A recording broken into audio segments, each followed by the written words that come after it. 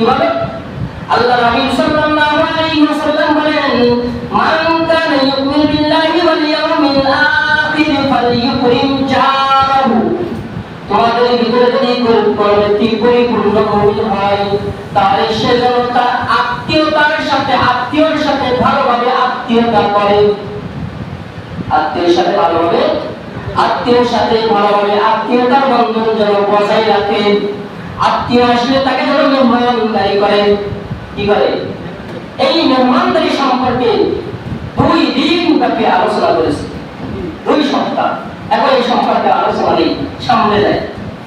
এরপরে এই হাদিসের শেষ অংশে নবী মুহাম্মদ রাসূলুল্লাহ সাল্লাল্লাহু আলাইহি ওয়াসাল্লাম বলতেছেন, মান কানা ইউমিনু বিল্লাহি ওয়াল ইয়াউমিল আখির, যে ব্যক্তি আল্লাহকে বিশ্বাস করে নিয়েছে, যে ব্যক্তি আখিরাতকে আখিরাত হিসেবে মেনে নিয়েছে, যে আমাকে মরণের পরে ওই আখিরাতে উঠতে হবে, আমাকে মরণের পরে এমন একটা সময় আসবে, এমন একটা অবস্থা তৈরি হবে যেখানে আমাকে হিসাব নিকাশ দিতে হবে, আমার হিসাব মানুষের সামনে প্রকাশ করবে।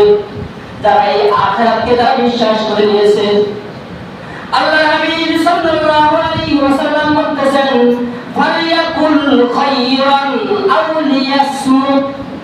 ওই ব্যক্তি যেন একজন পরিপূর্ণ মুমিনের তার বৈশিষ্ট্য হলো সে যেন যখন কোন কথা বলবে ভাই ভালো কথা বলবে, আর যদি ভালো কথা তার কাছে যদি না থাকে তাহলে চুপ থাকবে, কথা বলার দরকার নেই।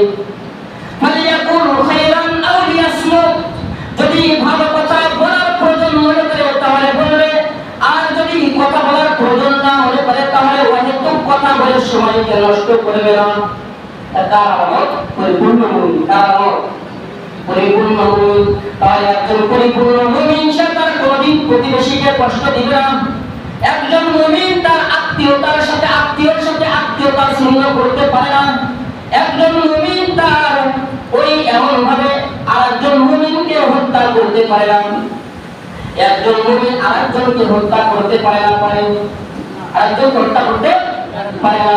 আল্লাহ হাবিব সাল্লাল্লাহু আলাইহি ওয়াসাল্লাম অন্য হাদিসের ভিতরে বলতেছেন, আন আব্দুল্লাহ ইবনে উমর রাদিয়াল্লাহু তাআলা আনহু قال, আব্দুল্লাহ ইবনে উমর রাদিয়াল্লাহু তাআলা আনহু থেকে হাদিস খানা বর্ণিত কার থেকে?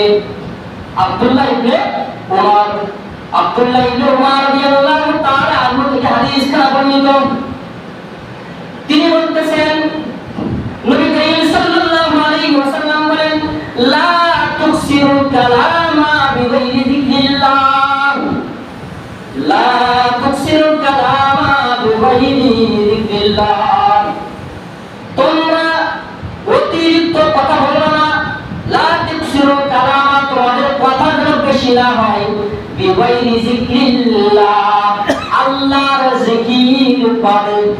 অর্থাৎ যখন তোমরা কথা বলবা, যখন ওই কথার মধ্যে আল্লাহকে স্মরণ থাকে, অথবা তোমরা বেশি বেশি জিকির করবা। তোমরা যখন কথা বলবা তখন তোমাদের ওই কথার ভিতরে যেন আল্লাহর শব্দ যেন থাকে, অর্থাৎ আল্লাহর ভয় যেন তোমার ওই কথার ভিতরে থাকে। ওই ব্যক্তি যদি কথা বলার সময় যদি আল্লাহকে ভয় করে তাহলে ওই ব্যক্তি কোনদিন বেহুদা কথা বলতে পারে না, ওই ব্যক্তি কোনদিন অশ্লীল কথা বলতে পারে না, ওই ব্যক্তি কোনদিন কোনো খারাপ কথা বলতে পারে না। আল্লাহকে যদি স্মরণ রাখে, কথা বলার ক্ষেত্রে আল্লাহকে স্মরণ রাখে, যে আমি যা বলতেছি এটা আমার আল্লাহ শুনতেছে, ওই ব্যক্তি কি করবে না? অহেতুক কথা বলবে না। আল্লাহর হাবিব বললেন, লা তুকসিরুল কালামা বিগাইরি যিকরিল্লাহ, আল্লাহর জিকির বাদে তোমরা অহেতুক বেশি বেশি কথা বলবে না। কারণ ফাইন্না কাসরাতাল কালামি ওয়াসওয়াতুল কলব, কারণ যে ব্যক্তি বেশি কথা বলে, ফাইন্না কাসরাতাল কালামি ওয়াসওয়াতুল কলব, কারণ যে ব্যক্তি বেশি কথা বলে ওই ব্যক্তির অন্তরটা শক্ত হয়ে যায়। কি হয়? ফাইন্না কাসরাতাল কালামি ওয়াসওয়াতুল কলবি, কারণ যে ব্যক্তি বেশি কথা বলে ওই ব্যক্তির অন্তরটা শক্ত হয়ে যায়। বলতে পারেন হুজুর অন্তর শক্ত হলে তাহলে কি হবে? আল্লাহ হাবিব এই হাদিসের শেষ অংশের ভিতরে বলে দিলেন, ওয়া ইন্না আবাদান নাসি মিনাল উম্মাহ, জেনে রাখো আল কলবুল কাসি, যে ব্যক্তি বেশি কথা